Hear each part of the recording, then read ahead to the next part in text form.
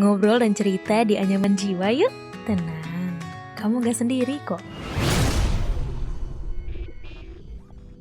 Halo kamu, apa kabar? Selamat datang di podcast Anyaman Jiwa bersama aku, Intania Ayu Mirza.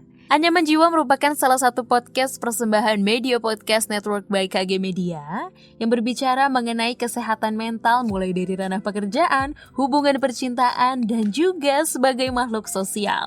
Episode spesial kali ini, Anyaman Jiwa bekerja sama dengan penerbit buku Kompas dan kita kedatangan salah satu pengarang bestseller Indonesia yaitu Mas Henry Manampiring. Bagi kamu yang belum tahu, Mas Henry adalah pengarang buku yaitu Filosofi Teras yang sudah memasuki cetakan ke-27 sejak pertama kali terbit pada November 2018.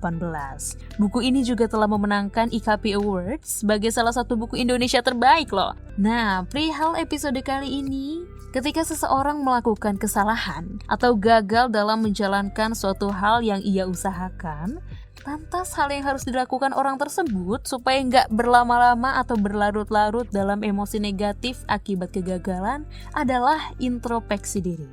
Introspeksi diri ini penting sebagai evaluasi diri dan proses mengubah persepsi buruk dalam diri menjadi persepsi yang positif. Lantas bagaimana cara mengubah persepsi buruk terhadap diri sendiri ini?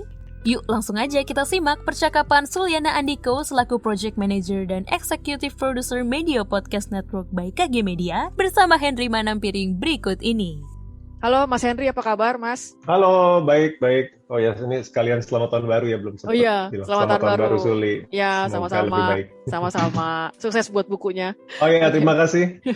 Iya, oke, mungkin buat pendengar Anyaman Jiwa yang belum kenal sosok Mas Henry ini mungkin bisa ceritain dikit Mas, Mas Henry ini kesibukannya ngapain, terus mungkin sedikit background mengenai Mas Henry sendiri. Silakan Mas. Halo para pendengar kanal Medio, nama saya Henry Manampiring. Hari ini saya diundang dalam kapasitas saya sebagai penulis buku Filosofi Teras. Tetapi sebenarnya profesi saya yang full time bukan penulis buku. Saya sebenarnya pekerja di dunia iklan. Jadi saya praktisi advertising sebenarnya. Sehari-hari pekerjaan saya itu jadi menulis buku sebagai sambilan aja. Oke, sip. Nanti mungkin pendengar podcast kita akan ngobrol-ngobrol sedikit mengenai episode pertama kali ini adalah kayak 5 episode yang kita kerja sama Mas Henry. Nah, ini adalah episode pertama dan kita akan pertama kali kita ngobrol mengenai mengendalikan persepsi. Nah, mungkin bagi pendengar Anyaman Jiwa untuk menyamakan persepsi dulu nih. Sebenarnya persepsi itu kan dijelaskan adalah proses yang dilakukan seseorang dalam memahami suatu hal melalui panca inderanya. Nah, menurut Mas Henry sendiri sebenarnya definisi persepsi itu gimana sih dan bagaimana itu bisa terbentuk? Ya, ini mumpung masih di awal, mungkin kita menyamakan istilah dulu aja kali ya. Saya akan menggunakan istilah yang digunakan oleh Romo Setio, beliau profesor dari Sekolah Tinggi Filsafat Bayangkara. Jadi saya pikir saya pakai istilah dia aja. Dan itu yang digunakan bukan persepsi, Suli. Ada dua istilah. Yang pertama itu adalah impresi atau impression. Yang kedua adalah representasi atau representation. Gitu. Nah, impresi itu sederhananya adalah fakta apa adanya yang bisa dicerna oleh indera gitu. Misalkan saya ngelihat ada mobil baru Toyota warna merah, itu impresi, ya kan? Apa adanya gitu. Kemudian ada lagi namanya representasi. Representasi itu adalah impresi yang tadi, tapi sudah ditambahkan judgment, sudah ditambahkan penilaian. Sebagai contoh, wow, mobil Toyota warna merah itu bakal bikin saya terlihat lebih ganteng di antara cewek-cewek. Nah, itu udah representasi. Oh. Jelas nggak? Udah ditambahin. Gitu. Ada maknanya ya kayaknya ya? Iya, udah ada opinion di situ, udah ada value yang kita tambahkan. Nggak ada hubungannya sama mobil Toyota warna merah tadi. Gitu. Nah, di sini dua istilah ini yang penting dalam konsep stoicisme, karena yang banyak bikin masalah dalam hidup itu adalah si representasinya, yang mungkin tadi kata Suli pakai istilah persepsi ya. Nah, mungkin dalam diskusi kali ini saya pakai istilah representasi. Gitu. Itu yang biasanya bikin pusing masalah kepala hidup. Ya. Iya, masalah hidup manusia. Iya. Oke. Jatuhnya akan jadi kayak lead to assumption juga nggak sih, Mas? Kalau representasi itu? Di dalam representasi itu ada elemen asumsi tentunya. Oh, oke. Gitu. Iya kan? Kalau saya bilang Omikron bertambah 1.000 orang adalah bencana, itu kan di balik situ ada asumsi kan? Ada asumsi bahwa kasus akan terus memburuk, atau ada asumsi bahwa banyak orang akan korban berjatuhan sampai meninggal. Itu kan banyak asumsi di belakang itu. Gitu. Oh, okay. Jadi saya pikir ya ada asumsinya. Ya. Dan sebenarnya perspektif representasi tersebut bisa terbentuk tuh faktor eksternal kah atau lebih ke internalisasi kita atau gimana Mas biasanya? Dua-duanya. Jadi yang menarik itu kan taruhlah misalkan iPhone ya.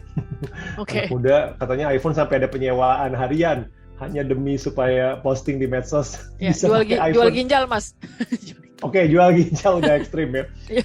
Gitu, taruhlah itu. Nah itu kan kalau seseorang memberikan value pada sebuah handphone ya, sampai berlebihan gitu ya, sampai rela melakukan jual ginjal gitu, atau sampai sewa harian gitu. Berarti kan dalam pikirannya itu, dalam representasinya dia itu kan, itu penting sekali kan, gitu. Nah itu datangnya dari mana? Bisa dari dua faktor dong, Suli. Yang pertama, faktor eksternal, ya mungkin dipanas-panasin terus sama orang gitu. Ya HP lu masih banget kalau bukan merek buah-buahan misalkan. Ya, itu kan ada pressure seperti itu, Ya. atau scrolling sosial media gitu kan, ngelihat selebgram kalau foto selfie di kaca, wah handphonenya harus itu. Nah itu kan pressure dari eksternal, tetapi nggak bisa menyalahkan faktor eksternal juga gitu, karena berarti itu kan harus disetujui oleh internal. Harus pihak dia yang menyetujui bahwa oh iya ya, saya nggak ada nilainya nih kalau HP saya nggak yang itu. Nah itu kan internal. Nah jadi ini melanjutkan percakapan tadi, jadi dalam filsafat Stoa itu sebenarnya proses dari impresi menjadi representasi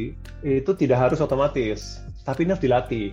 Karena manusia, termasuk saya, itu kita hidup selalu menciptakan judgment itu secara spontan. Ya kan, spontan itu tuh terjadi mungkin sepersekian detik gitu. Apapun kita nilai gitu, dari ngelihat semangkok bubur sampai berita ibu kota dikasih nama Nusantara, itu kita tuh langsung judgment gitu, cepat aja gitu. Bisa menilai baik, bisa menilai buruk, itu tuh terjadi cepat. Ada situasi di mana itu membantu kita ya, tapi dalam banyak hal mungkin tidak membantu gitu. Dan itu yang sebenarnya dalam filsafat Stoa diingatkan, kita itu punya kemampuan untuk mereview atau mendelay atau tidak harus setuju gitu dengan penilaian awal gitu. Ya.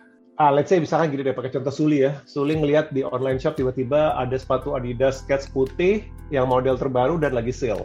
Biasanya ada representasi spontan. Aduh ini kapan lagi nih, ini sepatu yang gue favorit banget nih, lagi sale lagi gitu kan. Iya. Ini good offer nih, gue nggak boleh lewatkan gitu. Nah tapi para filsuf Stoa itu akan bilang, kamu bener-bener yakin perlu banget sepatu ini, sepatu kamu memang udah rusak gitu. Seberapa pentingnya nilai sepatu ini harus kamu peroleh sekarang. Nah itu kan faktor dialog yang bisa meluruskan lagi representasi yang tadi gitu. Oke, sip.